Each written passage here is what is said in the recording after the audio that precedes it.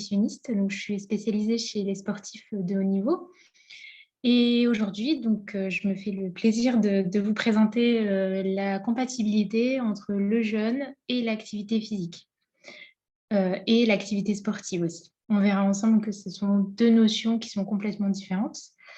Aussi, par rapport à toutes vos questions, donc je vous invite à les écrire sur un petit papier et à me les poser à la fin, dès lors où j'aurai terminé. Voilà, donc n'hésitez pas à noter vos questions et voilà, donc on va pouvoir commencer. Donc je vous ai réservé donc un petit menu, donc entrée, plat, dessert. Donc dans un premier temps, je voudrais vous présenter les bienfaits du jeûne sur notre corps, mais aussi, les bienfaits aussi d'un bon jeûne, voilà, d'un jeûne de qualité avec la nourriture, l'hydratation et aussi donc l'oxygène. Voilà, donc on verra tout ça ensemble. Ensuite, donc le plat, ça va nous permettre de savoir un petit peu qu'est-ce qu'on doit manger, qu'est-ce qu'on doit mettre dans notre assiette. J'ai oublié de vous dire bon ramadan à tous, j'espère que le ramadan se passe bien pour vous et que du coup, il n'y aura pas trop d'écart de décalage aussi entre ce que je vais vous apporter comme conseil et puis ce qu'il nous reste à faire aussi par rapport à la fin du ramadan. Et le dessert, donc une petite conclusion pour conclure un petit peu tout ça. Donc, dans un premier temps, voilà, donc les bénéfices du jeûne, on va essayer de profiter de ce jeûne pour connaître comment fonctionne réellement notre organisme. Donc, il faut savoir que notre organisme, c'est un robot, il s'adapte. On part du principe qu'une bonne résolution se transforme en une habitude à partir de 3 semaines, au bout de 3 semaines. Bon, 28 jours environ. Le jeûne, c'est un peu plus, 29 ou 30. Mais c'est vrai que dès lors où on arrive à la fin de ce mois de Ramadan, on a quand même des bonnes habitudes qui sont ancrées en nous et qu'on peut continuer à effectuer le reste de l'année.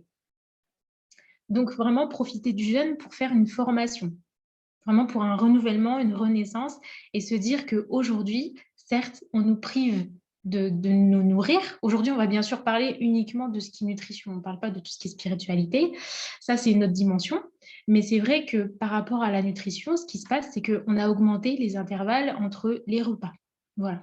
C'est ce qu'il est recommandé de faire. C'est justement de manger le matin jusqu'au lever du soleil et s'abstenir de manger jusqu'au coucher du soleil. Donc, c'est vraiment un intervalle de plusieurs heures. Ce qui fait que, du coup, le corps ne fonctionne pas comme quand on lui donne des repas sans qu'il les ait demandés, j'ai envie de dire. C'est-à-dire que des fois, enfin souvent, j'ai bien l'impression qu'on mange parce qu'il faut faire 3 repas par jour. Parce qu'il faut faire un petit déjeuner, un déjeuner et un dîner. Or, on n'est pas forcément à l'écoute de nos sensations, on n'est pas tous logés à la même enseigne, d'autant plus. On est tous des êtres uniques, des êtres aussi émotionnels. En fonction de notre travail, en fonction de notre niveau d'activité physique, en fonction de notre état physique actuel, on n'a pas forcément besoin du même nombre de calories au même moment que d'autres personnes dans notre entourage, en fait. Donc, on ne peut pas faire partie d'un groupe. Voilà. Et c'est justement la magie, entre guillemets, du ramadan qui fait que, certes, on a un intervalle très élevé entre 2 repas, voire un seul repas pour les personnes qui n'arrivent pas à se réveiller le matin, ce qui fait qu'on est quand même on rentre dans un déficit calorique, voilà, par rapport à ce qu'on mange d'habitude. Ça, c'est pour les gens justement qui ont compris l'intérêt du jeûne. Mais les personnes, voilà, qui se disent bon, aujourd'hui, je jeûne toute la journée et le soir, je vais rattraper vraiment toutes les calories que j'ai manquées. Ça, pour le coup, ce ramadan ne sera pas forcément bénéfique pour cette personne, étant donné qu'il n'y a rien de pire que de faire ça. On ne nous demande pas justement de récupérer ce qu'on a perdu. Pardon, ce qu'on n'a pas mangé, j'ai envie de dire. Ce n'est pas une perte, c'est plus un déficit. Voilà, un déficit qui a tous ses bénéfices, bien évidemment. Et c'est pour ça que je vous ai mis entre parenthèses la nutrition dans un premier temps. Donc ça, c'est vraiment les 3 paramètres qui régissent la vie sur Terre. Voilà. Et par rapport à notre organisme, ce dont euh, les besoins énergétiques et non énergétiques de notre organisme au quotidien. Donc, dans un premier temps, donc, c'est la nutrition, c'est ce qu'on va mettre dans notre assiette, c'est notre alimentation quotidienne. L'hydratation, donc avec les liquides, donc toutes les boissons, etc. Et l'oxygène. Donc l'oxygène aussi, n'oubliez pas, c'est aussi un aliment. Nous sommes des êtres aérobies. On fabrique de l'énergie à l'intérieur de notre corps. On fonctionne grâce à l'oxygène. S'il n'y a pas d'oxygène, il n'y a pas de vie. Et c'est pour ça que, pourquoi est-ce que je vous parle d'oxygène? Ça rejoint l'aspect activité physique. Voilà, l'activité physique, c'est une activité qui va nous permettre justement d'apporter plus d'oxygène dans notre corps. Donc du coup, oxygéner beaucoup plus nos organes vitaux, donc le cerveau, le cœur, les muscles, etc. Et nous permet justement de bien fonctionner sans forcément remplir notre estomac d'une nutrition qui serait peut-être inutile à des quantités astronomiques. Parce que certes, voilà, comme je vous ai dit, on rentre dans un déficit calorique qui a complètement vraiment rien à voir par rapport à ce qu'on mange d'habitude, par rapport à nos apports caloriques journaliers. Donc là, pour le coup, on remplit notre estomac, notre organisme d'une façon différente. Voilà, un petit peu d'alimentation, un petit peu d'hydratation et beaucoup d'oxygène. Ça, c'est vraiment le but pour bénéficier de tous les bienfaits du jeûne. Donc, bien évidemment, le jeûne, c'est une purification. Et cette purification est atteinte dès lors où le régime alimentaire est sain. Donc, il faut apporter donc, de bons aliments, donc je mets un S, pardon, donc de bons aliments au bon moment. Donc, on ne va pas manger la même chose le matin et on ne va pas manger la même chose le soir. Par contre, là, les excès, ça, on est les rois des excès aussi, par frustration, pardon, par manque aussi, par tradition, par culture, c'est qu'on a tendance, voilà, à mélanger un petit peu donc tout ce qui est sucré, tout ce qui est salé, tout ce qui est frit. Et c'est là où j'ai mis les aliments mauvais. Voilà. Donc, les aliments mauvais, on s'entend bien, c'est vraiment les aliments qui vont vous occasionner tout ce qui est ballonnement, tout ce qui est inconfort digestif, tout ce qui vont vous alourdir, tout ce qui vont vous polluer. Et j'oubliais aussi donc, les aliments industriels, les aliments ultra transformés. Donc, dès lors où vous mélangez, si voilà, une personne me dit, bon, moi je mange 5 fruits et légumes, par exemple, moi je cite un exemple parmi tant d'autres, mais voilà, elle estime que son hygiène de vie est correcte, qu'elle mange correctement, ça c'est bien, mais à côté, elle se fait plaisir au niveau industriel, au niveau, il y a énormément d'aliments qui ne sont pas forcément sains et voilà, pour elle, c'est l'aspect plaisir. Bien évidemment, là pour le coup, le jeûne n'aura pas forcément été son allié nutritionnel parce que ça va retarder les bienfaits et polluer justement tous les efforts que vous avez effectués la journée. Ça, c'est connu et on n'arrête pas de le répéter. Et je pense que vous le savez aussi. Mais voilà, on va dire qu'on profite justement de ce mois de Ramadan, c'est même pas un mois, c'est même pas 4 semaines, pour justement se former et voir comment le corps peut fonctionner autrement, avec beaucoup moins de nutriments, avec de l'hydratation et avec donc une oxygène beaucoup plus présente que d'habitude. Donc voilà, donc pour conclure, la purification du corps se déclenche si et seulement si le régime alimentaire est sain, et on va le voir par la suite, qu'est-ce qu'il faut réellement manger pendant le jeûne, s'il n'y a bien évidemment pas d'excès après la rupture du jeûne, et si on fait des mouvements au quotidien. Ça, c'est très très important pour entretenir la musculature, la masse maigre, qui justement est source de énormément de réserves qui sont mobilisées dès lors où l'estomac est vide. Donc ça aussi, c'est un avantage. Et en plus de ça, voilà, ça nous fait travailler au quotidien. Et voilà, donc par rapport à cette purification du corps, on a cet aspect-là de l'activité physique qui a énormément de bienfaits. Donc pour résumer, nos besoins nutritionnels journaliers sont de 1800 kilocalories pour une femme, 2500 kilocalories pour un homme, ce sont des moyennes bien évidemment, et un peu plus pour les sportifs, 2800 kilocalories. Donc, on a une dépense énergétique de repos qui nous permet d'assurer les fonctions vitales, d'assurer, voilà, donc l'aspect cognitif, donc le cerveau, l'aspect cardiaque, l'aspect physique. Donc, à 60 à 75% au repos, 10% pour la digestion et 15 à 30% pour l'activité physique. Donc, c'est un aspect non négligeable pour justement faire brûler la machine, j'ai envie de dire, et vous mettre toujours en aérobie, voilà, en aérobiose. Ça, c'est super important à prendre en compte. Donc, les adaptations du corps humain pendant le jeûne. Donc, dans un premier temps, vous observez, dans les premiers jours, on a vu une diminution du taux de sucre dans le sang. Donc, vraiment, ça nettoie le sang de toutes les impuretés. Ça diminue aussi la pression artérielle. Donc, étant donné qu'on a beaucoup moins de déchets dans le sang est beaucoup plus fluide et donc la pression artérielle est diminuée, ce qui est très bien parce que ça va nous prévenir de toutes les maladies cardiovasculaires. Et on a une respiration plus profonde, donc une respiration qui ressemble à celle des nouveau-nés, donc une respiration par le ventre et non une respiration superficielle. Et grâce à cette respiration profonde, on oxygène mieux notre cerveau, les organes vitaux, etc. Donc, c'est vraiment la période propice pour faire de l'activité physique, quand bien même, j'ai envie de dire, ce n'est pas, comment dire ça, dans le sens où vous faisiez déjà de l'activité physique. C'est là où je veux en venir, en fait. Là, le ramadan, c'est pas une coupure. Voilà, c'est pas pendant le ramadan qu'on envisage, par exemple, de perdre du poids ou alors de prendre voilà, des bonnes résolutions. Voilà. Je pars du principe qu'on a déjà une activité physique assez régulière et que pendant le jeûne, elle est beaucoup plus intéressante à mettre en place. Faites l'expérience et vous verrez justement que c'est absolument pas du tout incompatible. Voilà.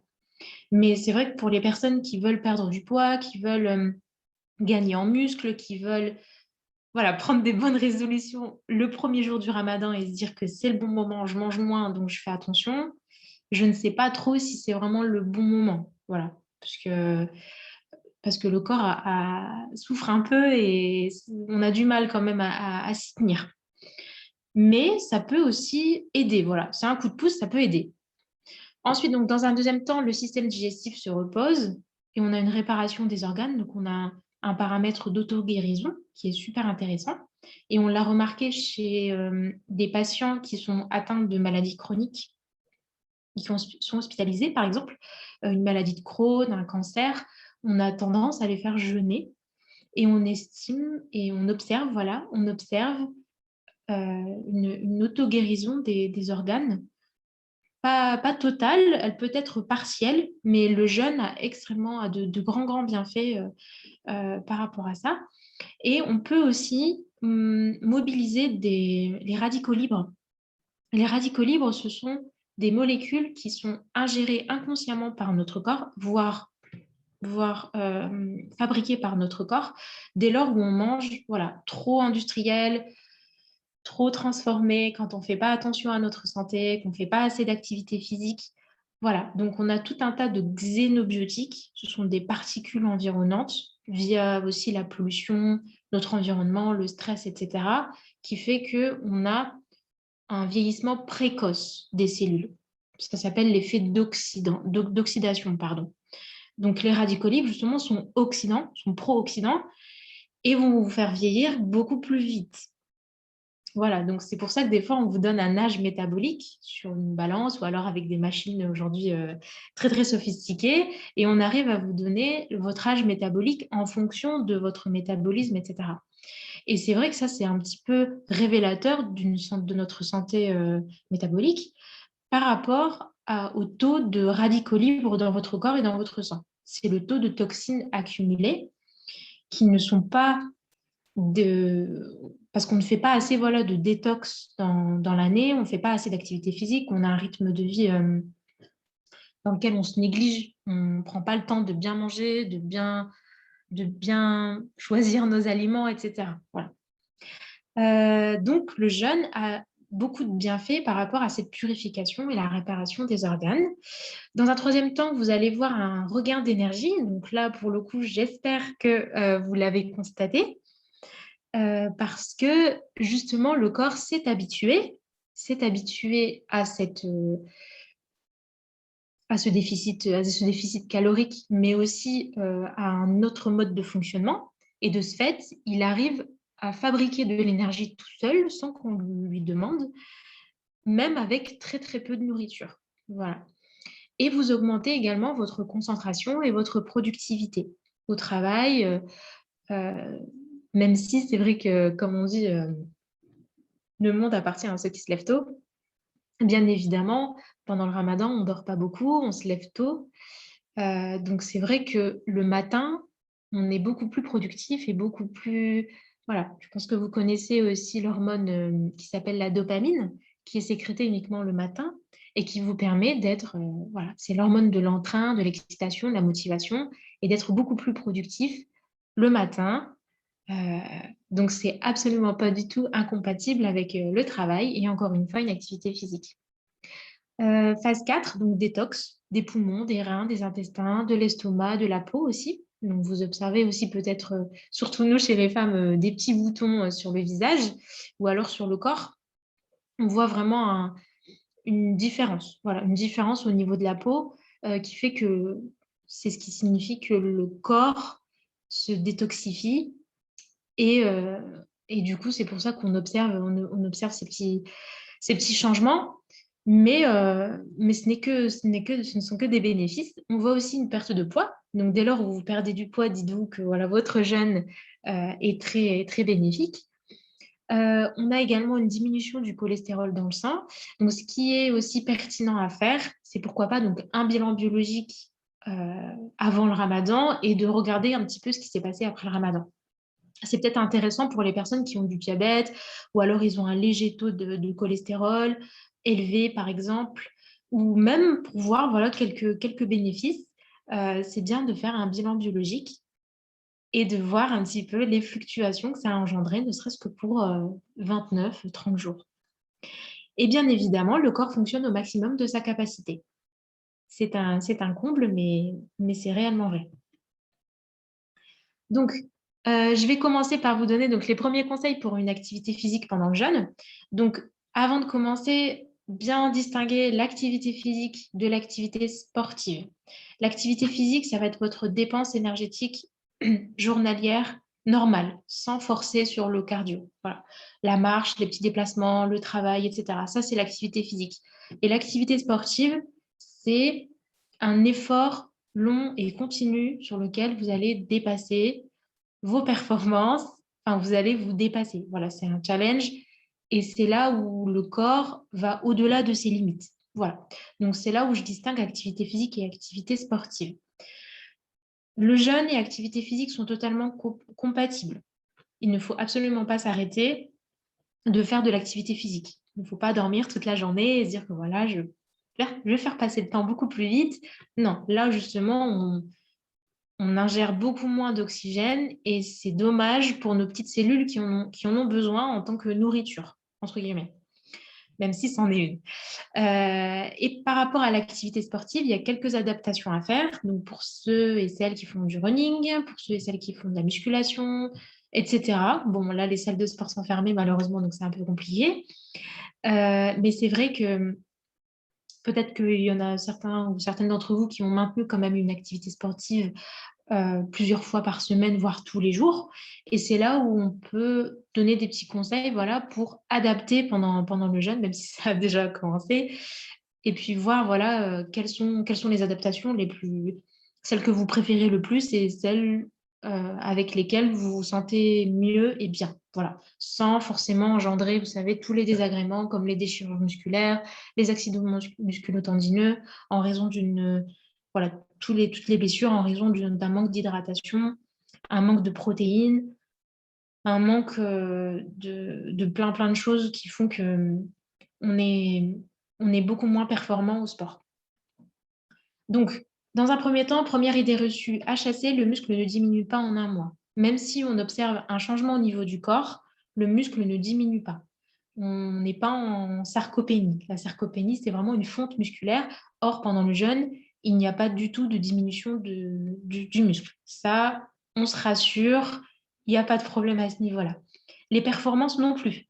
Pour les personnes qui sont vraiment à des des fréquences sportives élevées, eh bien, dites-vous que voilà, pendant le jeûne, certes, vous allez devoir diminuer, pas faire votre activité au même moment qu'avant, étant donné que voilà, il y a des moments beaucoup plus privilégiés que d'autres. Et donc, dites-vous voilà, que vos performances ne seront pas diminuées après le ramadan. Ça, on se rassure aussi. Donc, il est possible de continuer à s'entraîner pendant le ramadan. Donc, ça c'est tout à fait possible, mais bien sûr avec des adaptations. Donc, pour les personnes, par exemple, qui font de la musculation, diminuer un petit peu les charges, diminuer un petit peu les répétitions, faire passer de 3, par exemple, si on était à 4 fois par semaine, passer à 3 par semaine, et, c'est très bien. 3 fois par semaine, vous pouvez maintenir votre musculature, vos performances à hauteur de 3 à 4 fois par semaine. On n'est pas obligé de s'entraîner tous les jours. Donc voilà, si on fait 3 à 4 fois par semaine, on se dit que je fais un jour de repos en alternance pour éviter de trop fatiguer mon corps. Troisièmement, donc, le meilleur moment pour s'entraîner, c'est le moment que vous préférez. Là, j'ai mis des petites indications, mais c'est vraiment à vous, c'est en fonction de vous et ce que vous préférez. Le meilleur moment, pour moi, le meilleur moment, c'est juste après le ftour. Après avoir mangé vraiment 3 dates et de l'eau, après donc pause spirituelle, et se dire que là, je fais mon sport. Là, je fais mon sport et je peux faire 45 minutes, 1 heure. Pourquoi? Parce que le temps de digestion, le temps de, comment dire, d'enclencher voilà, la digestion pour l'estomac est un peu longue. Au moment du ftour, la rupture du jeûne, elle a toute son importance dans le sens où, voilà, donc on a les dates qui aussi vont vous aider aussi à être performant aussi au niveau du sport, parce qu'elles vous aident aussi à digérer les protéines. Donc, c'est un fruit béni et pour le coup, il a énormément de bienfaits. Et du coup, dès lors où vous mangez, voilà, vous faites votre rupture du jeûne, vous mangez 3 dates, vous buvez un verre d'eau ou plus, ça là, vous pouvez vous faire plaisir, il n'y a aucun problème. Et là, vous vous dites que je fais mon activité sportive, ma petite séance pour 45 minutes, le temps que mon estomac soit prêt à la digestion pour le repas qui est à venir. Et ce qui est bien, c'est que après une séance de sport, c'est toujours bien de récupérer en mangeant. Or, si vous le faites juste après le suhoor, par exemple, après avoir mangé, là, pour le coup, c'est incompatible. Pourquoi? Parce que là, voilà, du coup, c'est le point numéro 4. Digestion et effort physique ne peuvent pas fonctionner en même temps. Voilà. Si vous venez de manger et que vous faites directement une séance de sport, malheureusement, la digestion va être mise de côté. Donc, votre circulation sanguine, forcément, donc, elle va être concentrée pour l'effort physique fourni, mais vous allez avoir une grande baisse de performance. Il faut idéalement attendre que la digestion soit quasiment terminée, voire terminée pour commencer un effort physique, plus un effort sportif. Voilà. On peut aller marcher, même si on a mangé un peu, mais plus pour une activité sportive, là où il faut vraiment mobiliser beaucoup plus de force, de résistance, d'endurance, etc., on a besoin que la digestion soit quasiment terminée. Sinon, c'est clair que vous allez avoir énormément de désagréments, d'inconfort, et c'est pas ce que je vous conseille. Je pense que peut-être que voilà, il y en a certains d'entre vous qui ont peut-être déjà testé de faire du sport le ventre plein. C'est pas du tout ce qui est confortable. Donc, le meilleur moment pour moi, c'est vraiment juste après le ftour, parce qu'il faut attendre que l'estomac soit prêt à la digestion. Il faut attendre que les dates fassent leur effet. Voilà, le temps qu'elles soient vraiment bien assimilées par le corps. Et ça dure à peu près 30 à 45 minutes. Et ensuite, donc, vous pouvez enchaîner sur le repas. Et donc, on le verra par la suite par rapport à ce qu'il faut mettre dans son assiette. Sinon, vous avez aussi une autre option, mais celle-ci, elle est beaucoup plus matinale pour les personnes qui ont du mal, c'est de le faire juste avant. Vous prenez votre suhoor un peu plus tôt que prévu, vous faites votre séance et vous revenez et vous mangez le reste au suhoor, donc le matin. mais ça implique le fait que vous devriez vous lever tôt, et ça, c'est pas évident pour tout le monde, mais ça peut être une solution. Voilà. De se dire que je fais mon sport à 3 heures du mat, à 4 heures du mat, j'ai fini ma séance, et là, je peux manger jusqu'à 4h40 ou 4h50. Et là, du coup, vous aurez fait votre séance. Il faut voir vraiment en fonction de ce que vous aimez, en fonction de votre rythme de vie, ce que vous préférez. Par contre, là, j'ai mis que le meilleur moment pour s'entraîner, c'est à jeun, donc avant de manger, car vous avez des réserves. Là, c'est possible aussi de le faire juste avant le ftour. Mais c'est vrai que finalement, j'ai changé d'avis. C'est pas du tout ce que je vous recommande. C'est complètement paradoxal. Mais après, il y en a qui le font. C'est vrai qu'il y en a pas mal qui le font. Mais ça peut occasionner beaucoup plus de blessures, étant donné qu'on est à la fin de la journée de jeûne, on est fatigué, on a beaucoup moins de réserves. Il y a aussi le moral qui est... Enfin voilà, on pense uniquement à manger. Donc, c'est peut-être pas forcément le meilleur moment. Voilà. Ensuite, donc pour les personnes qui désirent juste uniquement faire de l'activité physique, eh bien, marcher 1 heure avant le ftour, c'est très bien pour oxygéner les cellules. Ou moi, je l'ai mis avant le ftour, mais ça peut être avant. Mais encore une fois, ça dépend vraiment de vos préférences et de ce que vous faites d'habitude. Voilà. Si vous travaillez et que vous faites déjà 1 heure de marche par jour, voire plus, c'est très bien. Là, ce sont uniquement des indications en général, mais c'est juste vraiment pour maintenir, encore une fois, l'effet aérobie, étant donné que l'oxygène est un aliment. Voilà, ne l'oubliez pas. Voilà pour l'entrée. Donc là, je vais passer au plat. Donc là, c'est vraiment les petits conseils pour pour vous conseiller comment s'alimenter le matin, le soir, les fruits, les légumes, l'hydratation. Voilà les petits conseils. Donc, le matin, c'est votre carburant. On va privilégier des protéines de bonne qualité, donc du poisson, des œufs, de la viande. Alors, bon, là, pour le coup, on a aussi les produits laitiers. Là, j'ai fait un petit déjeuner asshole, entre guillemets, anglo-saxon. Je ne l'ai pas fait à la franco-française. Pourquoi? Parce que justement, vos protéines sont les précurseurs de votre dopamine. C'est grâce aux protéines que la dopamine est sécrétée. Plus, justement, vous allez apporter de protéines le matin, plus vous allez sécréter de la dopamine le matin. La dopamine, elle est sécrétée uniquement le matin, je précise. Donc, pardon. Donc, le matin, c'est très important d'apporter des protéines. Donc, pour les personnes qui ne sont pas salées le matin, c'est pas grave, vous avez du fromage blanc, vous avez le lait, vous avez... voilà, en général, ça va être ça pour les protéines que vous pouvez prendre avec vos flocons d'avoine, avec du muesli, enfin, tout ce que vous mangez d'habitude, des tartines de pain. Voilà, vous pouvez vous éclater le matin, mais tant que vous avez vos protéines, c'est très bien. Donc des féculents, donc ça aussi je l'ai cité, donc des produits céréaliers, avec des produits céréaliers complets de préférence, parce qu'on est plus à même d'être constipé pendant le ramadan à cause du manque d'hydratation, etc. Et c'est là aussi où l'activité physique aura un rôle très important à jouer sur le transit intestinal.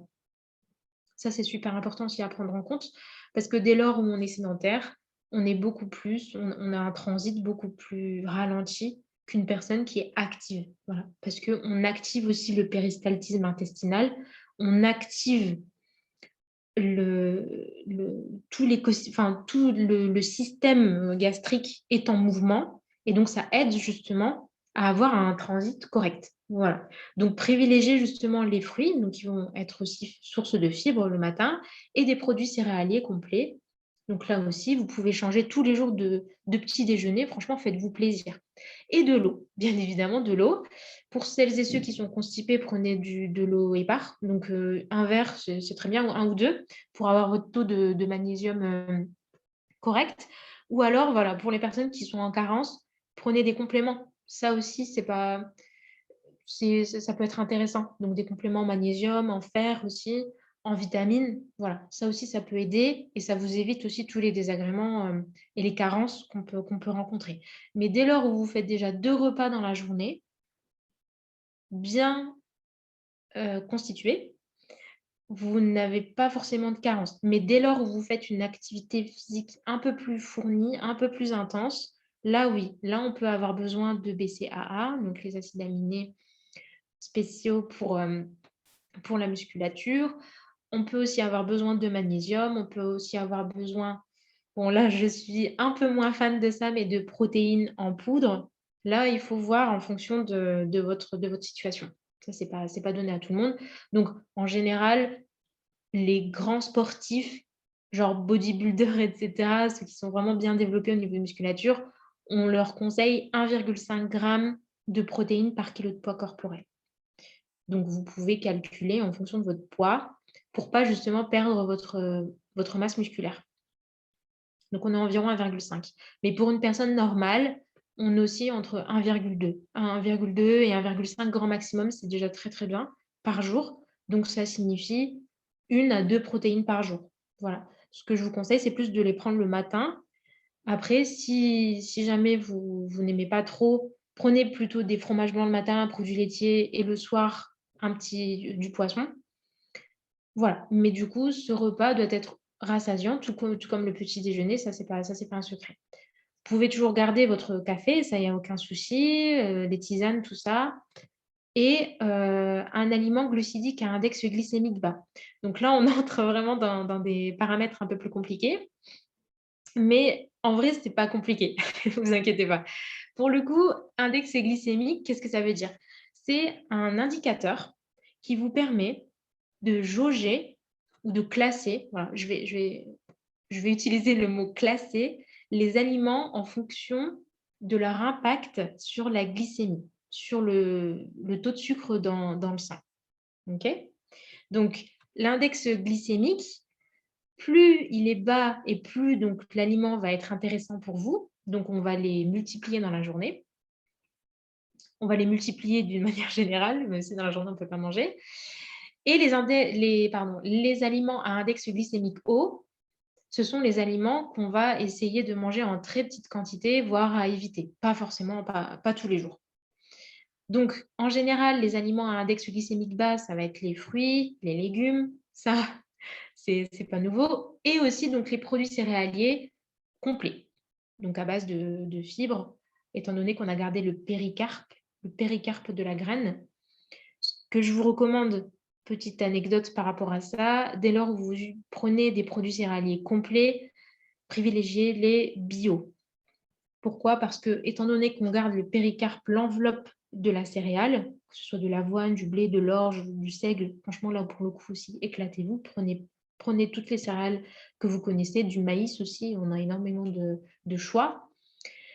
Eh bien, on a aussi un taux de pesticides qui augmente, étant donné qu'on a gardé l'enveloppe, bien évidemment, qui a été exposée aux pesticides. Donc, dès lors où vous prenez du bio, vous avez beaucoup moins de pesticides et ça ne peut que vous faire du bien. Maintenant, par rapport à la courbe qui s'affiche, je ne sais pas si je peux faire un zoom. Non, je n'ai pas fait de zoom. J'espère que vous allez bien voir. Donc, en fait, à gauche, vous avez la courbe du pain de seigle et son impact sur le glucose dans le sang après ingestion. Et la courbe rouge, c'est le taux de glucose et la courbe bleue, c'est l'insuline, c'est le taux d'insuline. L'insuline, c'est l'hormone qui fait baisser le sucre dans le sang. Donc, elle est sécrétée par le pancréas. Elle est sécrétée par le pancréas et donc, en temps normal, on a une glycémie de 1 g par litre. Donc, l'insuline, c'est son rôle, c'est de maintenir notre glycémie à cette valeur physiologique.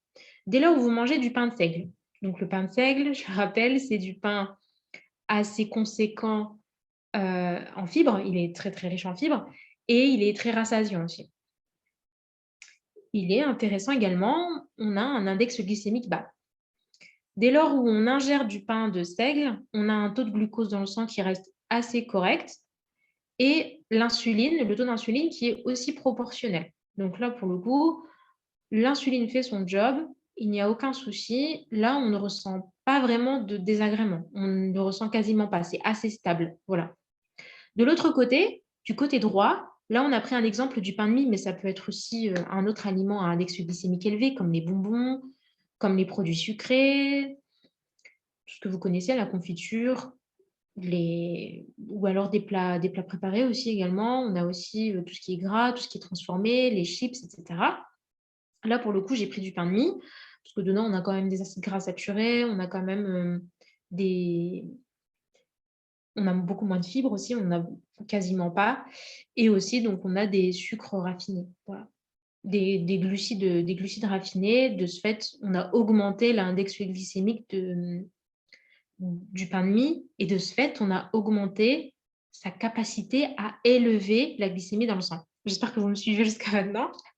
Donc, ce qui se passe, c'est qu'au niveau de la courbe, on voit un pic de glycémie, donc un pic d'insuline aussi qui intervient à peu près au même moment. Et étant donné que l'insuline a été sécrétée en trop grande quantité par le pancréas, eh bien, on observe un taux de glucose qui chute, mais vraiment en dessous de la normale. Et c'est là où on est en hypoglycémie. Là, pour le coup, ça s'appelle une hypoglycémie réactionnelle. Et une hypoglycémie réactionnelle, c'est une hypoglycémie frustre. Ce n'est pas une hypoglycémie qui vous fait tomber dans les pommes, hein, je vous rassure. Mais elle se manifeste par des petits signes comme la fatigue, on commence à bâiller, on a une baisse de concentration, un petit coup de pompe, et c'est là où on a envie de manger sucré. Voilà, on a envie de grignoter, on a envie de manger sucré justement pour relever la glycémie. Et c'est comme ça que ça se passe tout au long de la journée. Si on mange que des aliments à index glycémique élevé, eh bien notre insuline, elle fait ça. C'est un petit peu, c'est trop instable. Le taux de glucose, pardon, le taux de glucose et l'insuline aussi, les deux. De ce fait, on perturbe le rythme, notre rythme en fait, et du coup, ça nous donne envie de grignoter beaucoup plus et de manger beaucoup plus. Parce que qui dit sécrétion d'insuline intense, dit stockage intense aussi. Voilà. Donc le but, c'est vraiment d'avoir une glycémie la plus stable possible et donc une insuline la plus stable possible pour éviter, dans un premier temps, de prendre du poids, de stocker. Donc voilà, le stockage engendre la prise de poids et aussi donc se prémunir de tout ce qui est maladie de civilisation, le diabète et l'hypertension artérielle. Voilà, donc ce sont deux paramètres qui aujourd'hui vraiment se déclenchent à n'importe quel moment. Mais le premier paramètre sur lequel on a une marge de manœuvre, c'est l'alimentation. Et j'ai connu des patients qui ont développé un diabète de type 2 pendant le ramadan parce que le déficit calorique de la journée ne durait pas et il le rattrapait voilà, le soir 2 à 3 fois plus. Donc imaginez les dégâts que ça a fait, d'autant plus que c'était le soir, donc forcément on stocke beaucoup plus le soir, étant donné que tous vos organes sont au repos, ils sont destinés à être détoxifiés, à être reposés, et non pas le contraire. Donc, ce qui fait qu'on s'empoisonne en fait. Ce patient-là s'est empoisonné et du coup, son pancréas ne fonctionne plus. On a observé voilà, une insulinorésistance et de ce fait, un taux de glucose dans le sang qui est trop élevé. Chez des personnes jeunes, hein, ce n'est pas forcément des personnes âgées. Donc, vraiment, faites attention. Après, une chose aussi, l'index glycémique n'est pas noté sur les étiquettes nutritionnelles. Ça, c'est vrai que c'est des tableaux que vous allez trouver sur Internet. En général, ils sont assez fiables pour justement vous aider à classer voilà, les aliments que vous devez privilégier le plus. Mais en général, voilà, ça va être les fruits, les légumes, les produits céréaliers complets. Et le reste, c'est vraiment en petite quantité, toujours. Voilà. Donc, j'espère que je ne vous ai pas trop embrouillé là-dessus. Alors, donc là, on va passer à la rupture du jeûne. Donc, des dates et de l'eau, comme la tradition. Et comme je vous disais, donc patienter pour stabiliser la glycémie. On attend un petit peu. Idéalement, ça serait 30 à 45 minutes, donc pourquoi pas. Donc, ça serait peut-être voilà, l'occasion de se remettre au sport et de faire une petite activité physique, un petit peu de fitness, voilà, de tout ce que vous voulez. En fait, de toute manière, vous allez manger juste après. Donc, vous pouvez vraiment y aller. Hydratez-vous, bien évidemment, tout le long de l'effort. Ça, on n'oublie pas, l'hydratation, c'est super important. Donc, on répartit l'alimentation en 2 à 3 repas. Donc, je mets bien des guillemets parce qu'un repas, c'est en général une viande, donc une protéine, enfin tous les groupes d'aliments réunis. Là, on n'est pas vraiment obligé de faire des repas. Voilà, ça va être vraiment des mini-repas comme des collations. Donc, ce que je préconise en premier lieu, c'est d'abord après votre séance de sport, par exemple, prendre une soupe de légumes ou alors la prendre avant, hein, ça, c'est pas un souci. Vous pouvez la prendre aussi à la rupture du jeûne, si vous sentez vraiment que vous avez besoin de voilà, de vous hydrater et puis, et que ça peut vous faire du bien, pardon, il y a pas de problème à ce niveau-là, étant donné que les liquides, vont beaucoup plus vite, voilà, à être absorbés, à être assimilés, donc no crainte. Vous pouvez aller pour la soupe et puis, la soupe, voilà, va vous aider à garder l'eau à l'intérieur de votre corps. Donc ça aussi, la soupe, c'est très important pour garder l'eau et ne pas la faire fuir et diminuer, voilà, la sensation de soif qui peut être, exacerbée si on mange, trop salé, trop gras, trop sucré et cetera. Voilà. Donc ça aussi, vous pouvez jouer là-dessus toute la journée. Sachez que, voilà, les journées, il n'y a pas de repos, on ne fait pas un jour sur 2. Donc voilà, ce que vous allez manger aujourd'hui, ce soir, ça va justement avoir un impact pour demain et demain, pareil. Voilà. Donc le but, c'est, comme je vous ai dit tout à l'heure, de ne pas déstabiliser votre organisme, de pas tout désorganiser en fait. Dès lors où vous avez cette soupe de légumes, un ou deux bols, franchement en fonction de votre appétit, dites-vous que vous jouez justement sur le lendemain et votre bien-être au lendemain. Voilà, vous aurez moins soif, vous aurez moins faim également. Parce que vous faites un apport en vitamines, en minéraux, non négligeable, un apport en liquide qui fait que grâce aux minéraux, vous gardez l'eau à l'intérieur du corps. Donc voilà, on est composé à 60% d'eau, ne l'oubliez pas, on est des êtres aquatiques. Donc on a besoin d'eau en premier lieu, de liquide, c'est très important. Et donc, tout à l'heure, je parlais de l'hydratation. La soupe fait partie de l'hydratation. Voilà. Mais elle est aussi nourrissante. Ensuite, donc, des crudités pour les fibres. Donc, c'est vraiment un apport en fibres très conséquent. Donc, allez-y. Et pour le transit, bien évidemment. Et aussi pour l'apport en vitamines. Voilà. Vous le savez, quand vous procédez à la cuisson de vos aliments, on perd en vitamines, malheureusement. Et là, le but du jeûne aussi, c'est de manger des aliments qui vont vous donner des vitamines et des minéraux et d'utiliser, voilà, les aliments dans leur meilleure forme pour justement optimiser l'apport en vitamines et en minéraux pour éviter tout ce qui est carence. Voilà. Mais dès lors où vous sentez, voilà, des palpitations, une fatigue, quand bien même vous mangez correctement, prenez des compléments. Toujours avec l'avis du médecin, encore une fois, pas d'automédication, parce que tout est dosé. On a des besoins très dosés justement en minéraux qu'il ne faut absolument pas dépasser. Donc attention à ça. Mais je pense que ça, vous le savez, toujours, voilà, conseil d'un professionnel de santé. Et puis, donc, des féculents complets ou aux céréales, ça aussi, et pas de féculents raffinés pour éviter la fermentation. Voilà, les féculents raffinés, c'est tout ce qui est pain blanc, riz blanc, etc.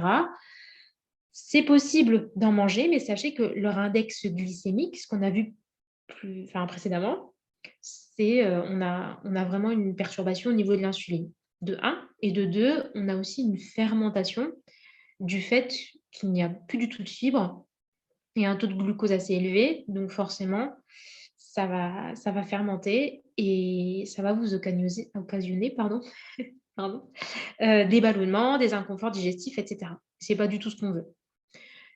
Et bien sûr, donc des protéines, donc viande, poisson, œufs, allez-y, vous pouvez prendre, voilà, l'équivalent de 200 grammes, essayez de varier. Après, au niveau de la viande, il y a plusieurs écoles. À partir de 18h, il est déconseillé de manger de la viande rouge, étant donné qu'on a une enzyme qui n'est plus du tout sécrétée à partir de cette heure-là. Et donc, ce qui fait que quelqu'un qui mange de la viande le soir aura plus de risques de développer des maladies cardiovasculaires et autres qu'une personne qui n'en mange pas. Donc, il est vrai qu'il est beaucoup plus sage et beaucoup plus raisonnable de manger les protéines le matin et le soir de manger végétarien. Mais étant donné qu'on est en période de jeûne, on a besoin de protéines. Voilà. Maintenant, essayez de manger, voilà, plus de poissons qui vont être riches en oméga 3, en oméga 6, qui sont des anti-inflammatoires et qui ont un apport aussi très, très, très, très conséquent aussi en vitamines, etc. Voilà. Donc vraiment, le poisson, c'est vraiment excellent. Vous pouvez en manger tous les jours. Et la viande, essayez de diminuer. Voilà. De faire une ou deux fois par semaine de la viande. Et puis le reste du temps, vous mangez du poisson, des œufs. Et dès lors où vous en mangez le matin, c'est très bien. Donc dites-vous que voilà, le repas du soir vous permet simplement d'apaiser les sensations de faim et de soif. Il n'est pas question de se remplir jusqu'à ce qu'on n'en puisse plus, quoi. Après, il y a d'autres astuces à mettre en place, c'est-à-dire que dès lors où c'est la rupture, par exemple, ne mettez pas tout sur la table, parce que il y aura trop de tentations et vous n'allez jamais sortir de table, en fait. Donc, ce qui est bien, c'est que dès lors où c'est la rupture du jeûne, mettez juste 3 dates et de l'eau. C'est tout. C'est tout ce dont votre corps a besoin. Maintenant, si vous voulez manger un peu plus de dates, forcément, hein, ça dépend vraiment des carrures de chaque être humain, hein. Si vous en avez besoin de plus, vous prenez plus.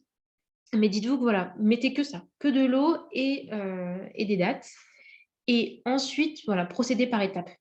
C'est vraiment pour leurrer le cerveau, parce que le cerveau va vous demander, dans tous les cas, une assiette ou un repas chaud qui est à notre portée, forcément, on va taper dedans. Ça n'a aucun sens de dire un non. Voilà. On est des êtres émotionnels et ça se joue comme ça se joue à l'émotion. Donc ça, c'est normal. Mais voilà, ça, ce serait une petite astuce, pourquoi pas, pour justement vous aider à manger les aliments au bon moment et ne pas tout mélanger. Voilà. Dès lors où vous mélangez, vous augmentez aussi les chances de faire fermenter, bien évidemment, les aliments et tout ce qui est désagrément, comme les ballonnements, les inconforts intestinaux, etc. Et voilà, c'est comme si on donnait beaucoup plus de travail à notre corps alors qu'il était très bien toute la journée. Vous voyez ce que je veux dire?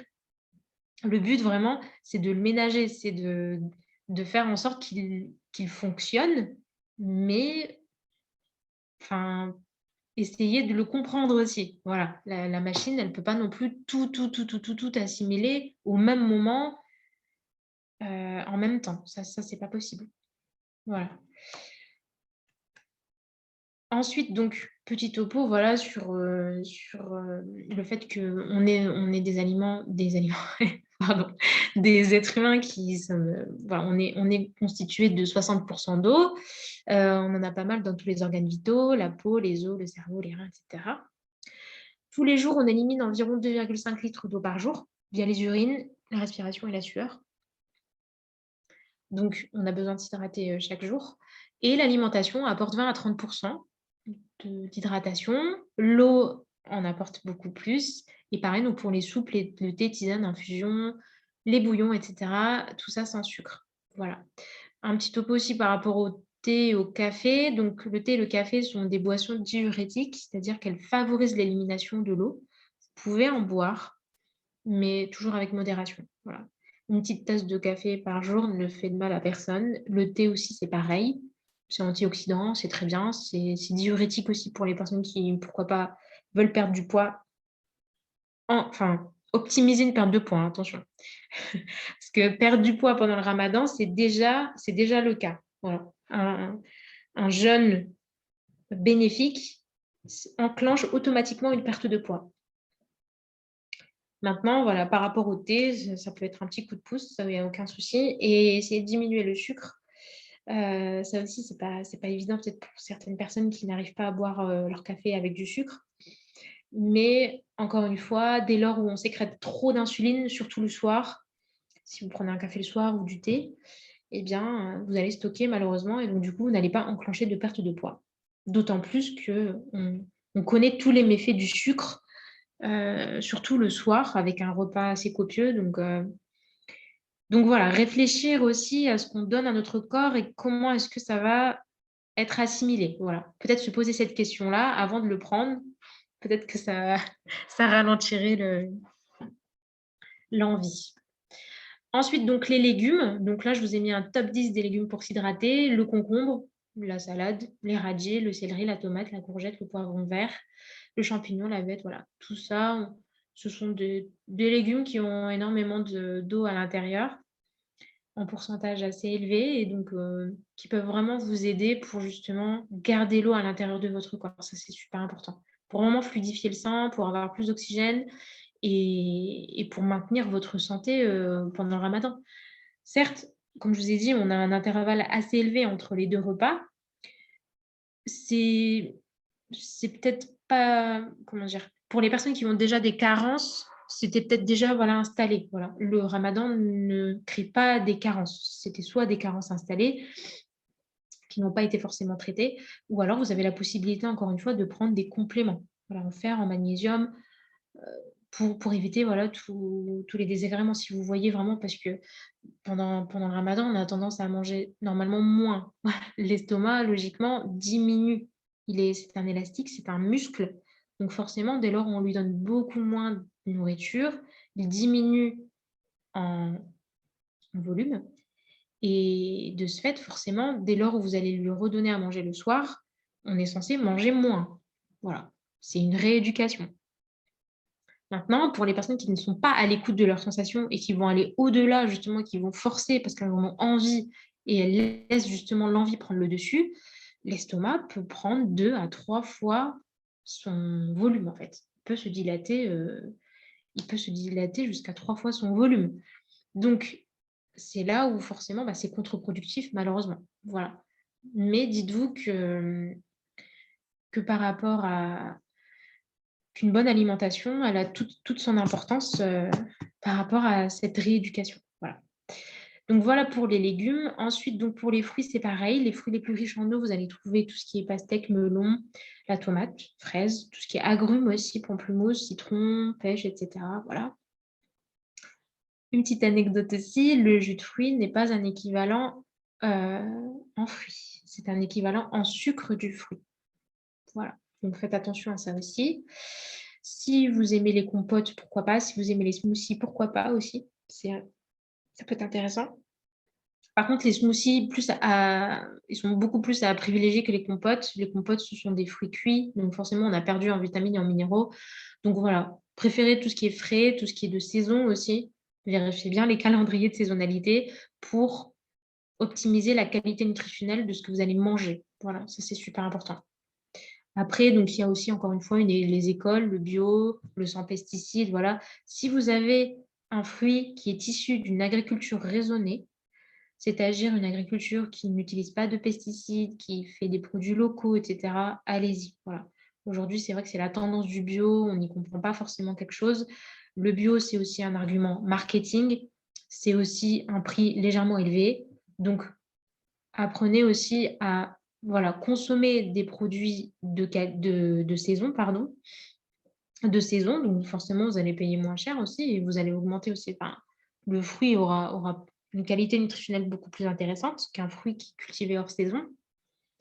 Et puis, faites attention aussi à tout ce qui est produits locaux, agriculture raisonnée, etc., qui sont des équivalents aussi du bio. Voilà. Donc, d'autres conseils pour bien manger pendant le jeûne. Donc, ça, c'est ce que je disais aussi tout à l'heure. Donc, les aliments frais d'abord. Faire des aliments frais, des plats fraîchement préparés, la base de votre alimentation. Assurez-vous que les graisses, les sucres et le sel sont utilisés avec modération en cuisine.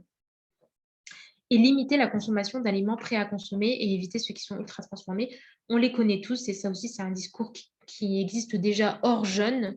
Donc, je pense que je vous apprends rien du tout. Mais c'est vrai que, voilà, en ligne de mire, ça doit toujours être les aliments frais d'abord. Et ensuite, on complète avec peut-être des petits plaisirs, hein, bien évidemment, on est au 21e siècle. Hein. Mais plus justement, vous allez vous éduquer à ce niveau-là, quand vous faites vos courses, votre budget alimentaire, de consommer en fonction des saisons, vous allez voir que votre chariot va changer. Voilà. De prendre par exemple l'application Yuka, de scanner de temps en temps des produits en fait, que vous avez envie d'acheter, juste par curiosité. Peut-être que voilà, le fait de savoir que dans mon chariot, j'aimerais bien d'abord commencer par le frais et finir avec ce que je préfère, par exemple du chocolat, des glaces, des trucs qui nous font envie, ça ne sont pas forcément interdites. Mais dites-vous que voilà, pour le coup, vous allez jouer sur votre insuline, votre glycémie, et forcément, on inscrit peut-être, voilà, c'est pas ce que je souhaite, c'est pas ce qu'on veut, mais on inscrit peut-être dans nos gènes des maladies qui vont écrire justement le futur des générations en fait à venir. Voilà, c'est ça qui est malheureux, c'est que aujourd'hui dans nos familles, on a aussi des antécédents médicaux, hérédocollatéraux, ils les appellent, qui font que nous aussi, dans nos gènes, on a des facteurs de risque qui font que malheureusement, peut-être que c'est la faute de nos parents ou de nos grands-parents, on ne sait pas. Est-ce que c'est la faute pardon, de l'environnement, de ce qu'ils ont mangé?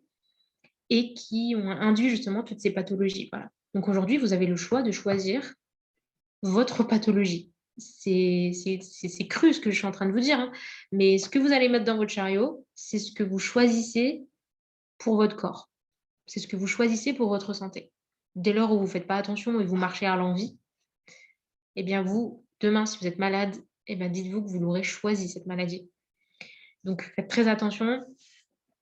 Le but du ramadan, c'est aussi d'être en prévention, d'anticiper et d'être prudent. Voilà, on le fait tous les ans, donc c'est pas pour rien, c'est pour aussi avoir donc cette rééducation toute l'année, parce que la purification, elle est censée durer toute l'année, et elle, en plus de ça, elle nous fait du bien. On n'est pas censé le faire par obligation, elle est censée nous faire du bien, parce que c'est une rééducation, etc.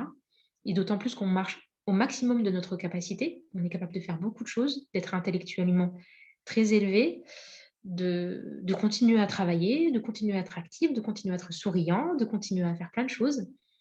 Mais voilà, ce que vous choisissez de mettre dans votre assiette, c'est justement ce que vous inscrivez dans vos gènes, dans votre ADN, pour vos enfants, pour votre famille, pour la suite et pour vous surtout. Voilà. Donc n'oubliez pas, le jeûne et aussi donc ce que vous allez choisir dans votre assiette, c'est de la prévention. Toujours. Donc, consommez plus de la moitié de votre nourriture en poids sous forme végétale. Donc, j'ai enlevé tout ce qui est féculent. Voilà, parce que pour le coup, là, j'ai mis consommer plus de la moitié de sa nourriture en poids. Donc, ce qui est intéressant de faire, c'est que dans votre assiette, concevez autour de cette nourriture végétale les autres aliments qui occupent un rôle d'accompagnement. Or, aujourd'hui, on va dire que là, je suis partie en contresens de ce qu'on nous préconise. On nous dit d'abord, dans un premier temps, tu as ta viande, ton œuf, ton poisson dans ton assiette, et après, en accompagnement, tu auras une petite part de féculents et une petite part de légumes. Or, non. Ce qui est vraiment recommandé de faire, c'est l'inverse. Pour vraiment faire du bien à vos artères, à votre métabolisme, et pour vous prévenir de toutes les pathologies, ce que je vous conseille, c'est de faire l'inverse. C'est d'abord de remplir votre assiette avec des aliments végétaux, des crudités, des légumes, faites-vous plaisir. Et ensuite, vous apportez en rôle d'accompagnement votre petite portion de viande, poisson, laitage, œufs, tout ce que vous voulez en fait. Voilà. Donc ça, c'est vraiment ce qui est recommandé de faire parce qu'on a besoin d'une alimentation beaucoup plus végétarienne que carné. Voilà. Maintenant, enfin carné, protéique, pardon. Mais par rapport au rôle de l'accompagnement, encore une fois, c'est en fonction de votre physionomie. On n'aura pas les mêmes portions pour toutes les mêmes personnes. Voilà. Mais là, c'est encore une fois un conseil de manière générale. D'une manière générale, faites des aliments végétaux votre priorité. Et ensuite, vous rajoutez les protéines, etc. Ensuite, donc, troisième conseil, c'est une autre notion qui vient s'ajouter à celle de l'index glycémique qu'on a vu précédemment et qui permet de classer voilà, les aliments en fonction de leur capacité à élever la glycémie.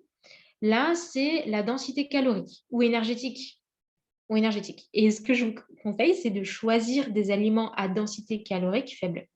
Donc, c'est quoi la densité calorique? La densité calorique, c'est tout simplement le nombre de calories que contient l'aliment. Voilà. Donc forcément, si vous arrivez à leurrer votre cerveau et à manger autrement et à faire attention justement à ce que ce soit un équivalent, voilà, pour votre corps, pour tout ça, eh bien, vous pouvez manger plus, mais pour un même nombre de calories. Tout dépend vraiment comment vous allez remplir votre assiette. Et vous avez l'exemple devant vous, donc avec énormément de crudités, des haricots verts, des tomates, enfin voilà, des légumes. En accompagnement, on a mis de l'émincé de poulet avec un petit peu d'huile d'olive et de colza et vous avez une assiette beaucoup plus fournie, beaucoup plus remplie que celle de droite, avec un petit steak, une petite portion de frites. Tous les deux ont le même nombre de calories. Donc, dès lors où vous remplissez votre alimentation d'aliments à faible densité calorique, eh bien, vous serez beaucoup plus rassasié, beaucoup plus rapidement. Et donc, ça ne peut que vous détoxifier, vous purifier et gérer voilà, votre poids de manière naturelle. Or, dans l'assiette de droite, on est sur une petite portion de frites, donc ça veut dire que c'est sûr et certain qu'on se resservirait. Moi, personnellement, je me resservirais pour remplir encore parce que j'aurais peut-être pas senti la sensation de faim. Et pareil pour le petit steak. Voilà, c'est peut-être une portion pour un enfant. Donc, la densité calorique, c'est vraiment, ou la densité énergétique, vous l'appelez comme vous voulez, c'est vraiment les aliments par rapport aux calories qu'ils renferment. Et donc, vous avez envers tous les aliments à densité calorique très faible, donc vraiment tout ce qui est fruits et légumes, encore une fois, c'est vraiment les bestes. Ensuite, donc, vous avez par exemple les aliments à densité calorique élevée. Ce sont bien évidemment les aliments gras, les aliments sucrés, les aliments salés. Voilà. C'est encore une fois, tout est lié. Vraiment, tout est lié et je pense que, bah, voilà, vous savez déjà tout. Vous savez déjà tout et il suffit juste, d'apprendre quelques petites astuces, voilà, pour voir son alimentation, avoir un rapport différent, voilà, avec son alimentation, j'ai envie de dire. On peut bien sûr se faire plaisir avec une portion de frites et un steak haché. Ça, c'est pas un problème, on peut. Mais je veux dire, en général, quand vous allez vous alimenter, vous savez que l'assiette de droite sera beaucoup moins nourrissante que celle de gauche, voilà. Mais il est tout à fait possible, le week-end ou alors, voilà, quand vous en avez vraiment envie, de vous faire plaisir. Mais voyez aussi la différence entre les 2. Vous allez avoir beaucoup plus, heu, comment dire? Vous allez, déstabiliser, j'ai envie de dire, pardon, au niveau hormonal, votre organisme si vous mangez l'assiette de droite. Dans le sens où on a 2 hormones qui sont sécrétées pour, les sensations alimentaires. Donc on a la leptine, qui est l'hormone de la satiété. Donc elle est sécrétée dès lors où votre cerveau en fait, l'estomac envoie un signal au cerveau pour lui dire: «Stop, je n'en peux plus, je ne peux plus manger», donc il envoie, voilà, l'hormone, la leptine et donc c'est là où vous arrêtez de manger. Et donc, vous avez l'autre qui s'appelle la gréline, qui est l'hormone de la faim, voilà, qui est sécrétée aussi par le cerveau étant donné quand l'estomac est vide. Et ça, donc aussi, ce sont des paramètres chronométrés. Et mais dès lors où vous passez, il est possible pour certaines personnes de ne plus du tout ressentir la sensation de satiété. C'est-à-dire que la leptine, elle est plus du tout sécrétée. Parce que cette personne est en surpoids, parce que cette personne ou est en obésité ou obésité morbide et qu'elle a toujours fonctionné ainsi. Elle a fonctionné, sans émotion, voilà, sans sensation. Elle mange jusqu'à ce que, heu, elle n'en ait plus envie. Mais la leptine a déjà été sécrétée et elle n'a pas entendu, elle n'a pas été à l'écoute, voilà, de la sécrétion de cette hormone. Voilà.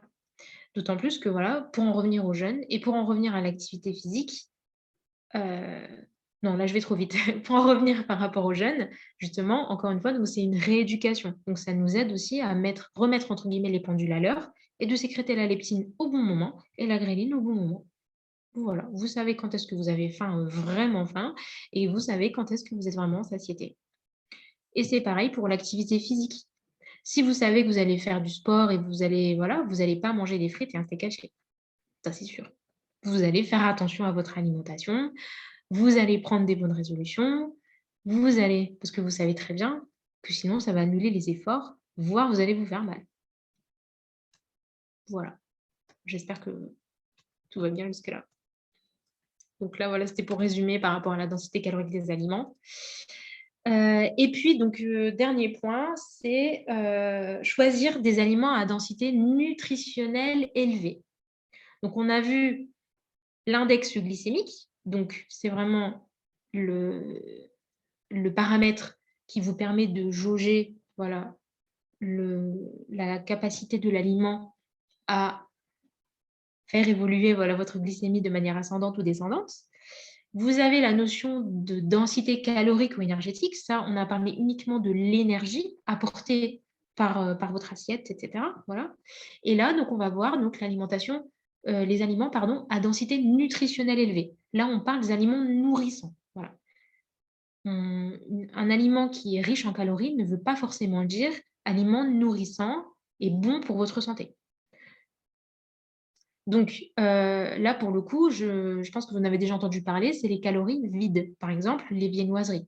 les petits pains, les croissants, etc. Ils sont bons au goût. Mais par contre, voilà, on a une teneur en micronutriments faible. Les micronutriments, ce sont donc l'indice de densité nutritionnelle prend en compte 14 nutriments. J'aurais dû aller dans l'ordre, j'ai été dans le désordre. Désolée. Donc, il prend en compte 14 nutriments. Donc, on a toutes les vitamines du groupe B, C, A, le calcium, le magnésium, le potassium, le fer et le zinc, les protéines et aussi donc le rapport qualité-prix. Là aussi, vous allez voir une différence par rapport aux aliments à densité nutritionnelle faible et les aliments à densité nutritionnelle élevée. Ça vous aide aussi à faire vos courses.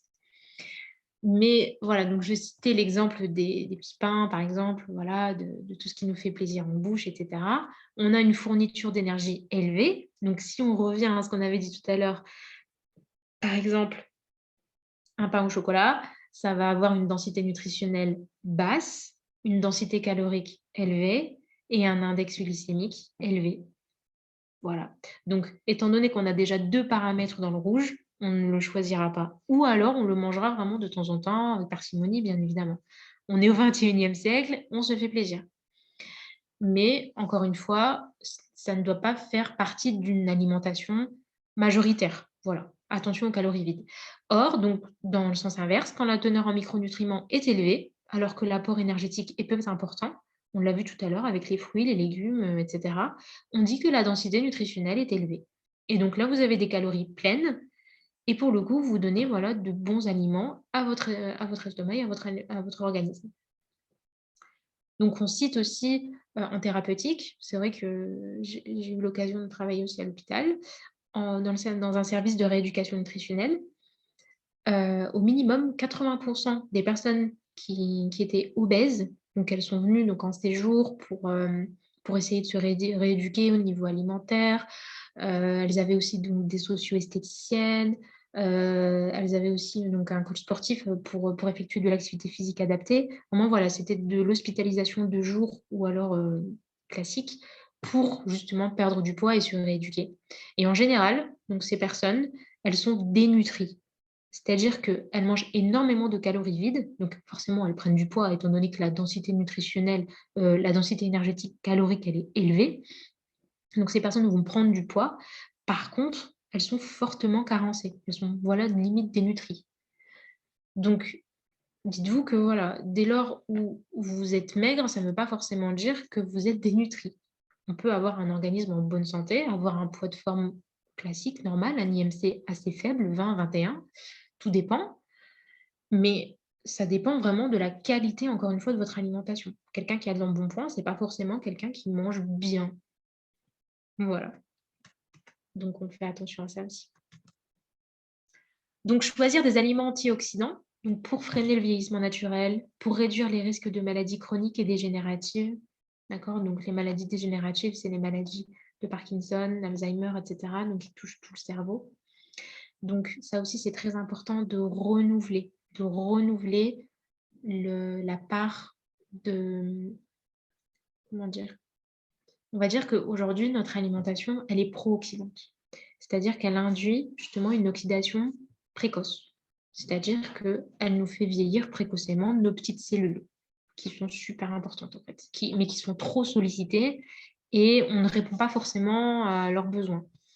Or, si vous prenez des aliments antioxydants, donc les principaux antioxydants, ce sont les polyphénols, on va les retrouver dans les baies, les tisanes, les pommes, les oignons, par exemple, les caroténoïdes, les carottes, etc., des pigments jaune-orange, les terpènes dans les aromates et les épices. Eh bien, dès lors où vous allez avoir une alimentation riche en antioxydants, vous chassez ce que je vous ai précédemment cité, les radicaux libres. Et les radicaux libres, ce sont vraiment des molécules toxiques que notre corps peut soit ingérer inconsciemment via l'environnement, la pollution, le stress aussi, par rapport à une alimentation donc riche en pesticides, en perturbateurs endocriniens, en tout ce qui n'est pas du tout bon pour la santé, les aliments ultra transformés, etc. On retrouve pas mal de choses qui sont ajoutées par l'industrie agroalimentaire qui n'ont pas forcément d'intérêt. Mais c'est le but de l'alimentation transformée. Voilà, donc tout ça et aussi, bien évidemment, donc pour en revenir à l'activité physique, quelqu'un qui est sédentaire et quelqu'un qui ne fait pas d'activité physique aura plus de toxines accumulées, aura plus de radicaux libres dans son corps que quelqu'un qui ne fait pas d'activité physique. Donc forcément, le corps a trop d'oxydants, donc il y a trop d'oxydation et forcément, bah, il vieillit beaucoup plus vite. Donc c'est-à-dire que ses organes vont s'épuiser beaucoup plus vite et intellectuellement parlant, bah, c'est vrai que ça diminue, toutes les performances et cetera, enfin voilà. Donc il y a rien de pire que d'avoir une alimentation pro-oxydante. Donc les aliments antioxydants, j'ai fait donc il y a un petit tableau ici pour renforcer vraiment les défenses antioxydantes et justement donc vous permettre de vous renouveler au niveau cellulaire, de chasser tout ce qui est les radicaux libres et d'avoir donc une bonne santé. Donc vous avez donc les aliments à feuilles vertes, les épinards, les betteraves, les artichauts, la carotte, la patate douce par exemple, les fruits, donc tout ce qui est fruits rouges, les baies, les pruneaux, les agrumes, les raisins, les kiwis, et cetera. Vous avez le jus de raisin, le thé, les tisanes, les épices, l'oignon, l'ail, le chocolat noir. Voilà. Après, on a les huîtres et coquillages et les abats. Donc pour renforcer les défenses antioxydantes, d'autant plus qu'on est en période de Covid, un contexte sanitaire assez particulier, et qu'on a besoin de booster notre immunité, le jeûne est fait pour. Le jeûne est fait pour booster notre immunité. Donc on est beaucoup plus fort que ce que l'on pense, déjà dans un premier temps. Et dans un second temps, les défenses antioxydantes aussi vont booster aussi votre immunité. Donc vous allez être beaucoup moins fragile et vous avez un bouclier super, super, super, super bien conçu pour faire face à tous ces virus et ces microbes qu'on a l'habitude de côtoyer sans le savoir. Et troisièmement, bah, pour booster son immunité, il y a rien de mieux que d'être positif, encore une fois. Positif, motivation positive, optimisme. Ça, c'est super important. Dès lors où vous êtes optimiste et que vous n'êtes pas dans la négativité, vous sécrétez beaucoup plus d'anticorps et donc vous boostez votre immunité et vous êtes fort, tout simplement. Voilà. Donc, équilibrer la balance. Dites-vous que vous pouvez équilibrer la balance entre ce qui est pro-oxydant, donc ce que vous ne pouvez pas contrôler, et ce que vous pouvez contrôler donc grâce à une alimentation antioxydante. Donc, mettez dans tous vos plats de l'oignon, de l'ail, des épices, buvez du thé, mangez des fruits, mangez des légumes. Voilà. En général, c'est ça. Après, donc tout ce qui est pro-oxydant, donc ça va être forcément la viande, par exemple, donc qui est riche en fer. Le fer, c'est un pro-oxydant. Donc, c'est pour ça qu'on conseille de le diminuer pour éviter voilà, tous les désagréments que peuvent provoquer les radicaux libres dont je vous parle, qui sont à l'origine de cancers, de plein, plein de choses. Voilà, et donc du coup, ben, pour le dessert, une petite conclusion. Donc, à la rupture du jeûne, prenez 3 dattes, du lait, et uniquement ça sur la table pour éviter toutes les tentations. Faites votre activité physique ou votre activité sportive. Si vous avez déjà marché, etc., vous avez déjà été enfin, vous êtes déjà dépensé dans la journée, vous travaillez, etc., c'est très bien. Voilà, ne vous mettez pas la pression. Concernant les personnes qui font de la musculation, concernant les personnes qui font pas mal de sport déjà, diminuer, bien évidemment, même si bon, là, c'est exceptionnel puisque les salles sont fermées, donc je pense qu'on a tous un petit peu diminué notre activité sportive. Mais c'est vrai qu'à la maison, c'est tout à fait possible de s'adapter. N'hésitez pas à vous étirer, à marcher, à rester actif pour entretenir votre masse maigre, pour entretenir vos muscles, pour entretenir la machine, ça c'est super important. Et dites-vous, ne vous inquiétez pas, le muscle ne disparaît pas en un mois. Mais vous pouvez garder votre musculature pour les personnes qui sont déjà sportivement parlant actifs. Vous pouvez garder votre musculature sans qu'il y ait trop de fluctuations. Vous pouvez rester stable à ce niveau-là, il n'y a aucun problème. Donc diminuer le café et le thé, bien évidemment, qui sont diurétiques, qui vont induire une déshydratation et qui dit déshydratation, dit déchirure musculaire, dit tous les désagréments en fait. Donc voilà, c'est bien le café, le thé, c'est antioxydant, et cetera, mais pas trop. Favoriser une alimentation riche en fibres et en eau, donc toujours l'hydratation, les fibres pour le transit, pour l'eau pour justement avoir tous les électrolytes dont vous avez besoin pour votre activité physique. Et les fibres, bah, bien évidemment, c'est pour le transit, pour votre taux de sucre aussi dans le sang qui fait vraiment diminuer. Les fibres font diminuer, je me suis mal exprimée, les fibres font diminuer le taux de sucre dans le sang. Voilà. Et pareil pour le cholestérol. elles sont très intéressantes. Donc, évitez de poser sur la table tout ce qui est sucre blanc et à base de sucre blanc, les gâteaux, et cetera, tout ce qui est raffiné, les aliments gras et frits.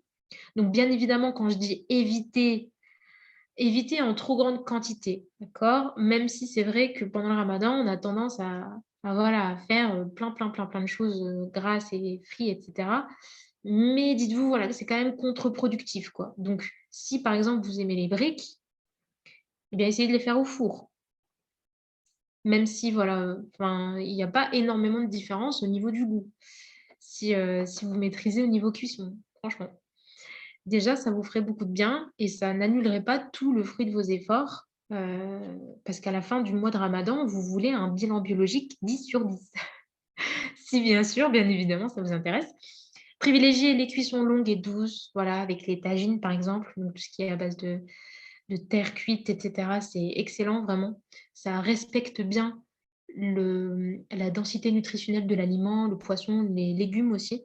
Voilà, il n'y a pas énormément de pertes, vous savez, en minéraux et en vitamines. Donc, du coup, c'est beaucoup plus intéressant. Voilà.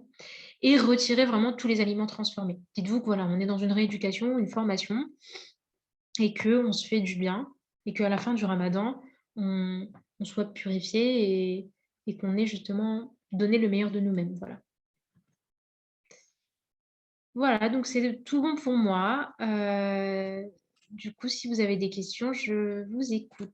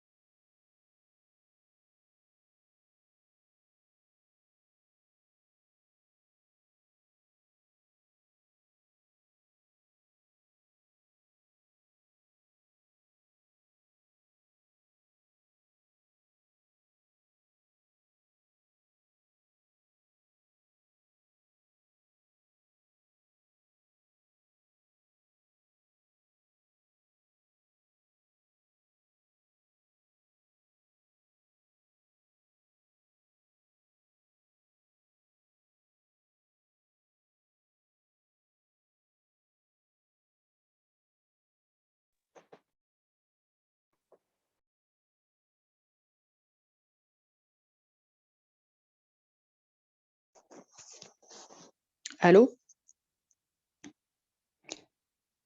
Merci beaucoup Naïma pour cette présentation. Avec plaisir. Du coup, alors je vois qu'il y a des personnes qui posent des questions dans le chat. Ouais, je N'hésitez suis en train d'y répondre au fur et à mesure.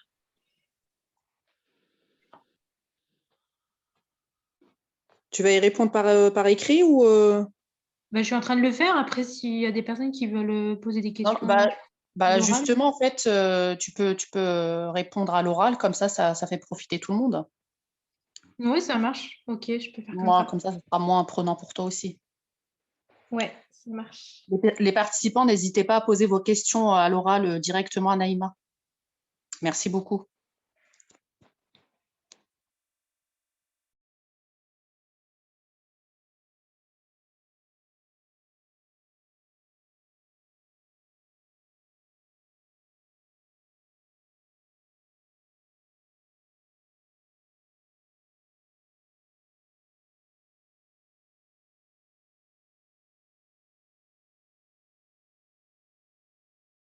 Alors, un instant, hop, je regarde ce qui a été posé comme question.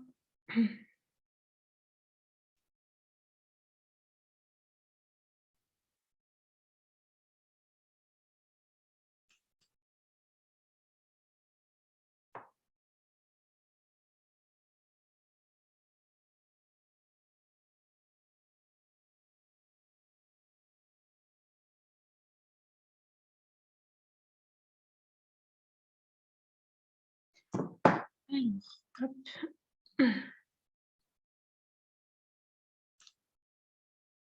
Oui, donc Lydia, alors, vous m'entendez là, c'est bon? J'espère que c'est bon. Donc par rapport à la dopamine, c'est vrai que bah, j'avais des sources sûres par rapport à ça, mais je n'hésiterai pas à te les envoyer, aucun souci. Peut-être que bah, forcément, il y a plusieurs écoles. Mais en général, voilà, c'est l'hormone de l'entrain, de l'excitation, de la concentration. Et de ce fait, elle est beaucoup plus présente le matin. Après, je sais pas, je peux me tromper. Non, c'est vrai que du coup, c'est moi qui ai écrit Oui. la question. Comme c'est l'hormone aussi du circuit de la récompense, c'est pas forcément de ce qu'il me semblait, c'était Ouais. pas forcément médié par un temps de la journée, mais plutôt par les activités de la journée. C'est-à-dire que si on mange quelque chose justement de très plaisant, on va sécréter de la dopamine, même si c'est en dehors du matin, quoi. Oui, oui, bien sûr, oui, ça c'est vrai, elle fait Et partie du justement, il y a cycle de des la récompense. activités. Bien sûr, Voilà, tout c'est à pour fait. ça que pour moi, il n'y avait pas forcément de rythme dans la journée, mais je suis très intéressée par les sources. D'accord, ouais, non, il n'y a pas de souci. Ça, c'est plus par rapport à l'activité physique, par rapport aux précurseurs aussi, dans le sens où voilà, une alimentation par rapport à la chrononutrition. Voilà. Dès lors où on apporte des protéines au bon moment, surtout le matin, eh bien, on est beaucoup plus concentré le matin. C'est pour ça que, comme je vous avais dit, j'avais copié sur le petit déjeuner anglo-saxon et non pas le franco-français avec le café, le croissant, etc., qui fait qu'on a le fameux coup de pompe dans la journée et le matin, et de ce fait, on est beaucoup moins concentré, on est plus à même de grignoter. Or, si on prend des protéines, donc il y a quelques études voilà, qui ont prouvé que la dopamine était beaucoup mieux sécrétée le matin, etc. Mais c'est vrai que ce que tu dis, c'est extrêmement pertinent puisque ça rentre dans le cadre du circuit de la récompense et ça a un lien justement direct avec ce qu'on mange et quand on se fait plaisir. Tout à fait. Merci. Je t'en prie. Hop. Donc, du coup, cerise. Non, il y a NM, je crois. Il me semble que tu m'as demandé, donc étant donné l'heure de plus en plus tardive, cela impacte beaucoup si l'on attend 15 à 20 minutes plutôt que les 45 recommandés. Ce n'est pas un souci, tu peux déjà 20 minutes, c'est très bien. C'est un sacré chamboulement, j'ai envie de dire, d'attendre déjà 45 minutes. Pardon. On va dire que c'est vraiment pour les personnes qui veulent faire du sport. 45 minutes, c'est une durée optimale en fait pour se mettre au sport. Donc voilà, pour les personnes qui souhaitent. Après, pour les personnes qui sont moins impatientes, bah, c'est tout. Je veux dire, c'est pas obligatoire d'attendre, même si c'est bien de laisser les dates faire leur effet, attendre que l'estomac soit bien prêt pour la digestion. Mais c'est vrai que 15 à 20 minutes, déjà, c'est très bien. Et Je pense que c'est déjà très bien. Et puis, il n'y a pas un timing précis, bien évidemment. Là, c'était vraiment les 45 minutes pour, pour les personnes qui font du sport. Mais en général, on a tellement faim que je pense que 15 à 20 minutes, c'est long pour attendre. Ou alors, il faut vraiment s'occuper. Ou il y a des personnes peut-être qui préfèrent bouger, sortir. Enfin, vraiment, tout dépend de ton rythme de vie. Donc cerise, on dépense 2,5 litres d'eau par jour naturellement. Quelle quantité d'eau doit-on boire en moyenne 2,5 litres?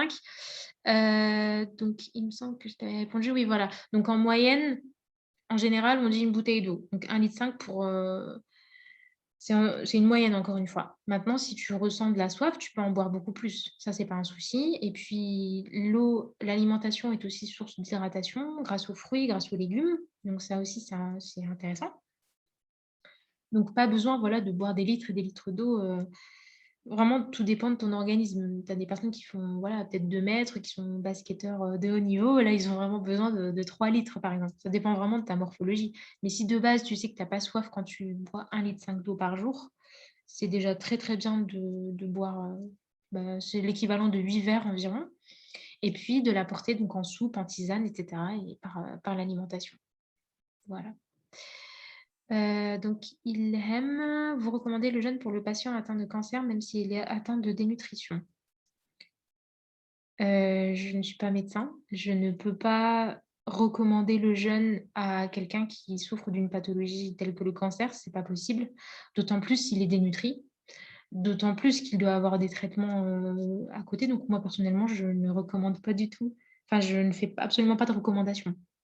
Là, je parlais uniquement des personnes qui justement sont traitées à l'hôpital lors de leur cancer par des médecins, avec une équipe bien entourée, bien, voilà, à l'hôpital avec le jeûne. Mais ce n'est pas... faut vraiment avoir l'aval du médecin, voilà. Moi, je ne recommande pas du tout, je ne peux pas, je n'ai pas le droit de faire de recommandations. À ce niveau-là, c'est pas possible. Tac, tac, tac.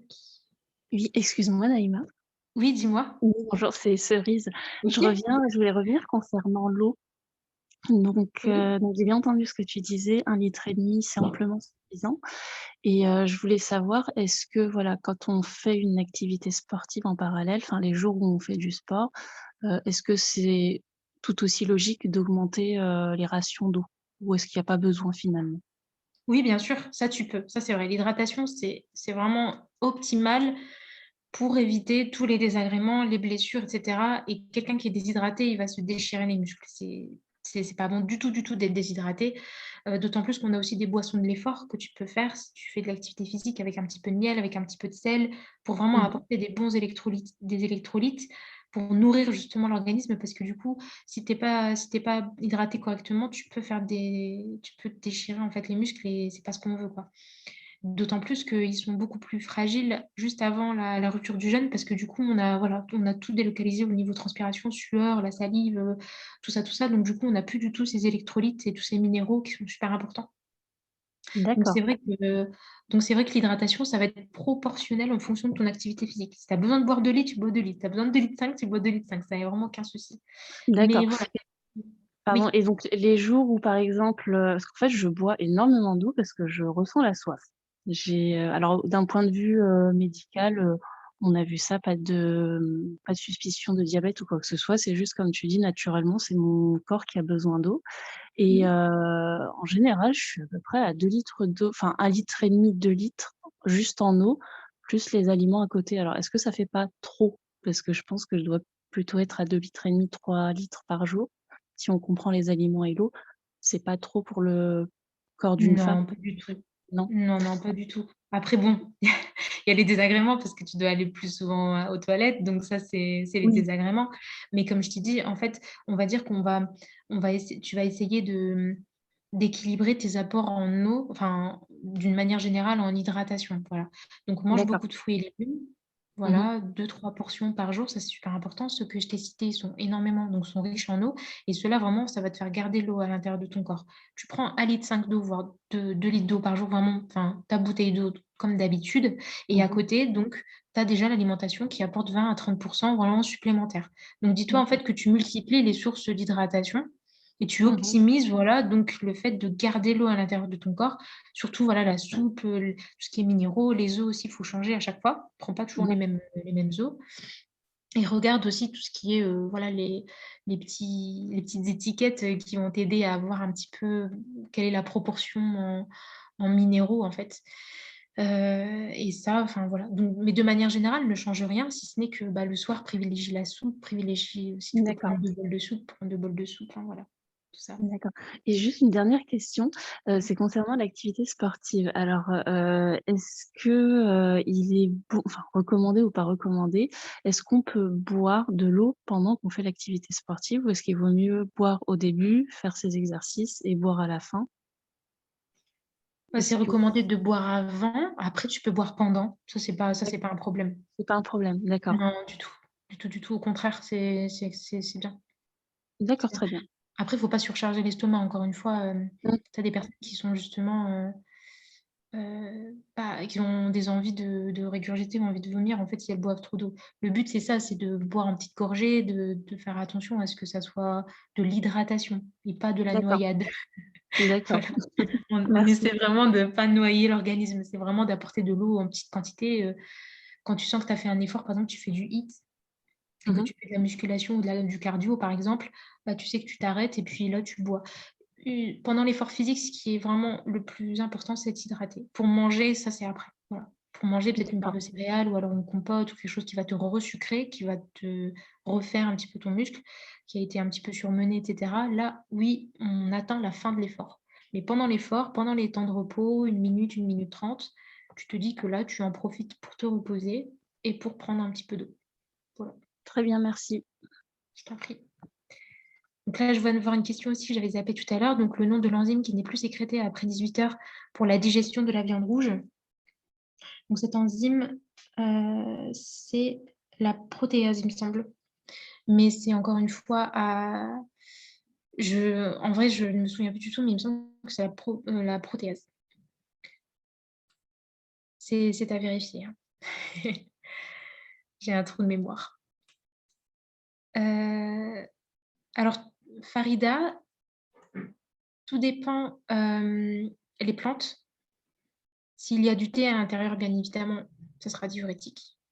Mais en général, les infusions ou les tisanes, il faut bien regarder ce qu'il y a à l'intérieur. Je ne pense pas qu'elles soient diurétiques. En général, c'est vraiment le thé. Le thé, les plantes, elles n'ont pas d'effet diurétique en tant que tel. Ou alors, peut-être que j'en connais, je connais pas tout, mais peut-être qu'il y a d'autres plantes diurétiques. Mais en général, les infusions, elles ne sont pas diurétiques. Apparemment, ouais, tu as l'artichaut, tu as le radis noir. C'est vraiment des infusions spécifiques. Voilà, mais en général, voilà, ça va être le thé. Donc, si dans ton infusion, il y a déjà du thé, là, pour le coup, ça va être diurétique. Mm.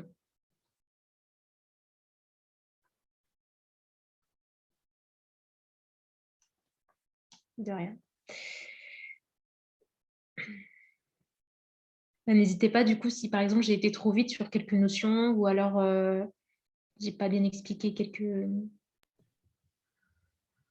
Je voulais juste réagir sur la question qu'il y a eu sur le jeûne et le cancer de Ilham.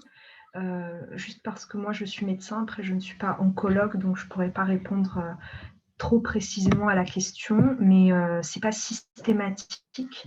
Dans le cadre des cancers, en fait, l'intérêt du jeûne, c'est de couper l'apport en glucose parce qu'un des principaux substrats de la tumeur, c'est le glucose.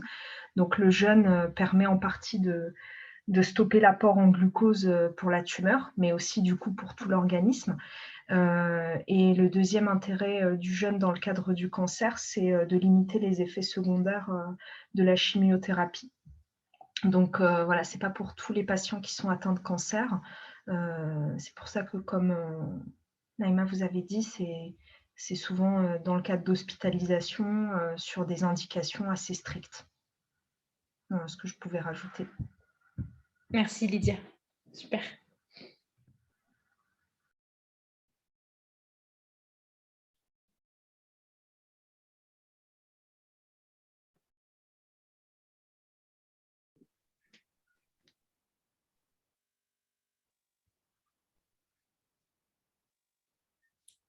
Salam alaikum, Naïma.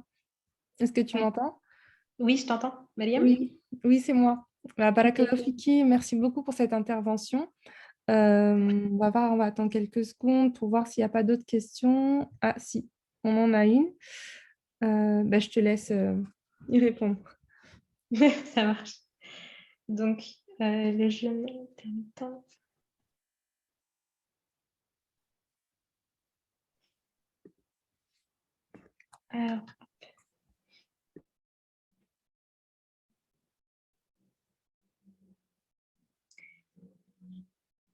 Alors, Farida, quand tu dis qu'est-ce que je pense du coup du jeûne intermittent au long cours, 16-8 par exemple.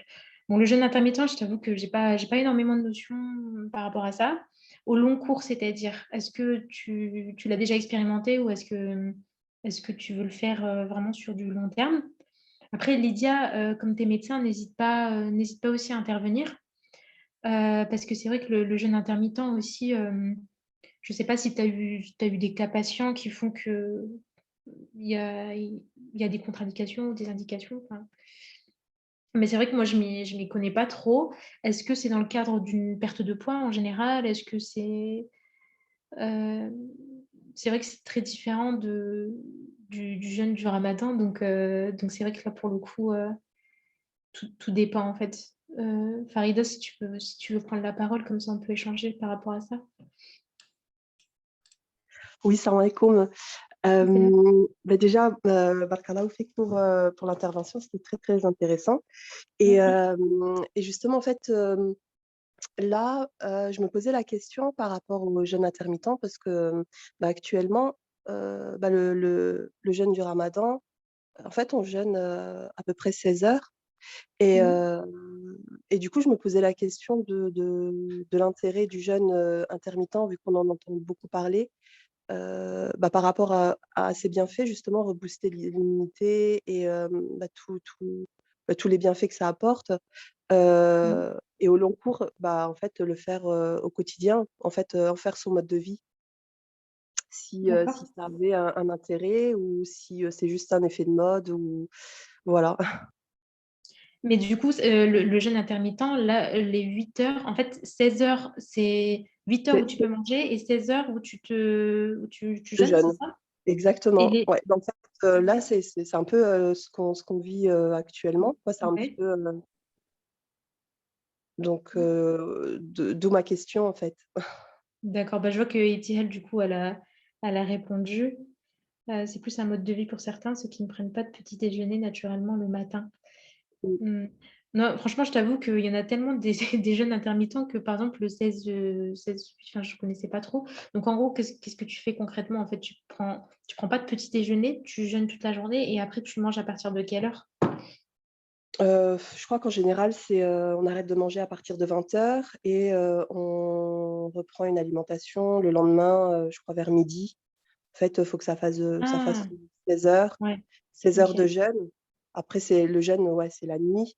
Et il y a une fenêtre de 8 heures, je crois, midi ou 13 heures jusqu'à 20 heures le soir. Ouais, midi, 20 heures. Ok, ouais. Bon, Ou on peut forcément, mais ouais, excuse-moi, je t'ai coupé. Je non, sais c'est ce que bon. tu disais. Bon, c'est vrai que je ne suis pas spécialiste du tout. Après, le jeûne, en général, tu vois, tu as tous les bienfaits qu'on a cités tout à l'heure et c'est extrêmement bien. D'autant plus que ça permet aussi de booster, enfin, pourquoi pas, de commencer, voilà, pour les personnes qui veulent justement se détoxifier, se purifier, il y a que des effets, voilà. D'autant plus que nous, dans notre religion, forcément, le jeûne ne s'arrête pas qu'au Ramadan. On a aussi d'autres périodes où on peut jeûner d'affilée, comme les 6 jours qui arrivent, comme 3 jours d'affilée, par exemple les jours lunaires, par exemple le lundi, le jeudi. Donc tout ça, vraiment, c'est des choses qui sont recommandées. On va dire que je me réfère à ça.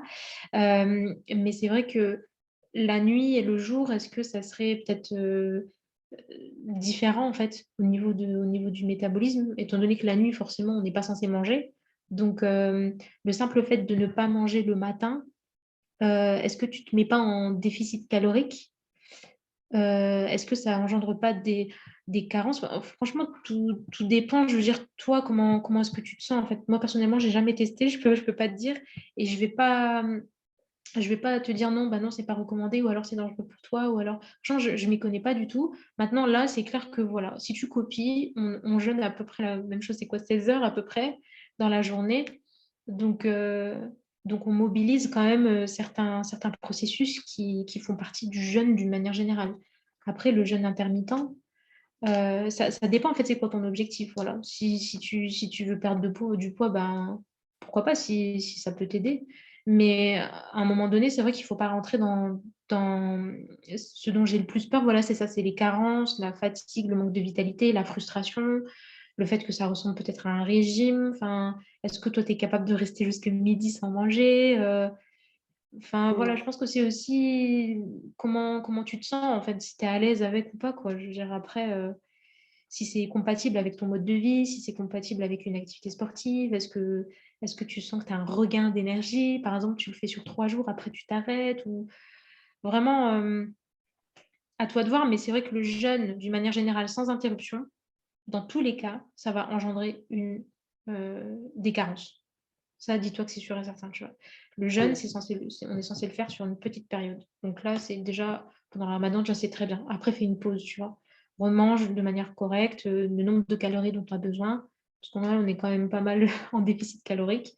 Bon, les restaurants vont rouvrir, on a un semblant de déconfinement.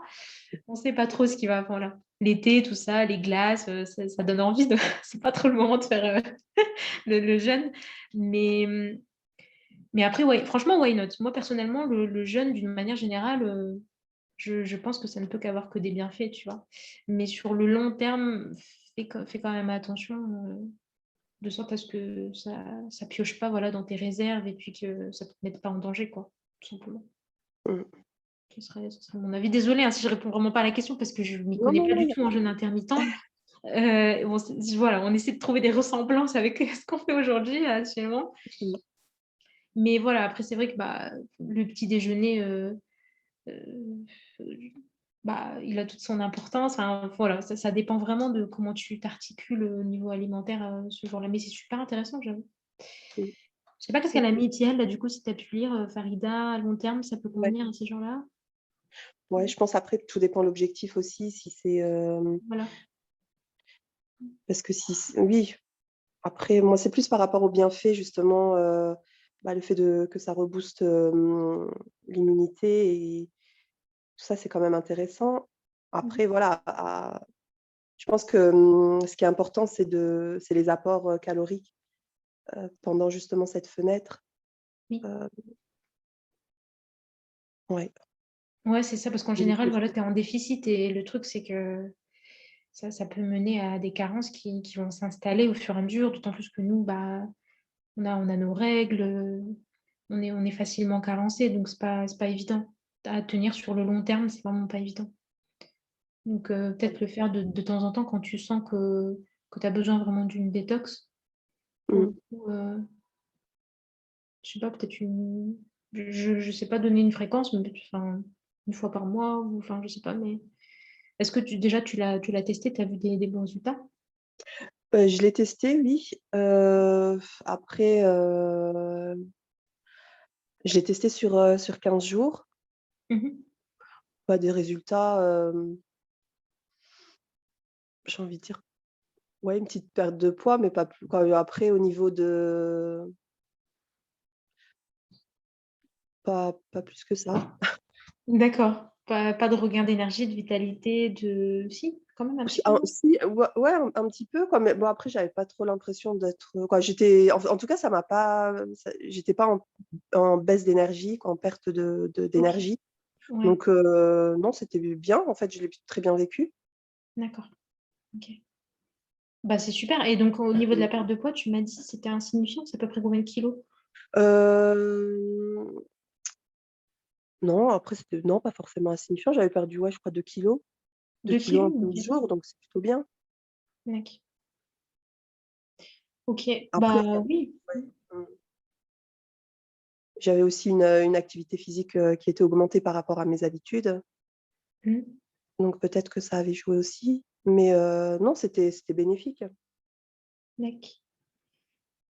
Ok, bah, très bien. Bah, après, si tu as trouvé la solution pour de Ouais. temps en temps te remettre sur les rails, pourquoi pas? Bah, je me suis dit autant profiter de ce moment-là pour poser la question, pour savoir, pour avoir un petit peu plus d'infos. En tout Tu as bien cas, fait. Bah, écoute, Itiel, elle a l'air d'être beaucoup plus calée que moi à ce niveau-là. Donc, voilà, bah, écoute, lis un petit peu ce qu'il en est. Lydia ouais. aussi, elle a répondu. Voilà. En tout cas, merci pour vos retours. De rien. Ouais, plaisir, Farida.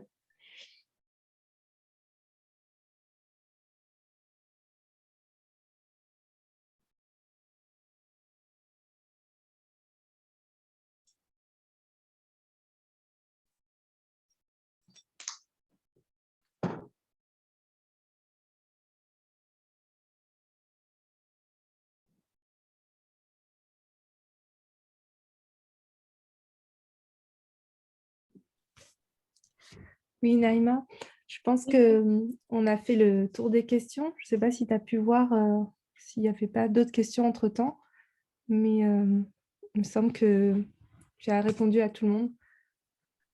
Ouais, je suis en train de refaire un tour, mais je pense que... Et concernant l'enregistrement, en fait, j'ai enregistré la conférence et vous serez tenu informé si jamais c'est posté soit sur le groupe OMAS Facebook, soit sur la chaîne YouTube. Vous serez tenu informé, Inch'Allah. Bah, merci à tous pour votre écoute. Prenez soin de vous. Bon Ramadan, Sahaf Tulkoum. Et à bientôt. Bah, merci à toi, Naïma. C'était vraiment enrichissant, très instructif. Vraiment. Qu'Allah te récompense et Saraf Talk à toi aussi. Merci beaucoup. De Merci rien. beaucoup. Salam alaikum. Merci beaucoup.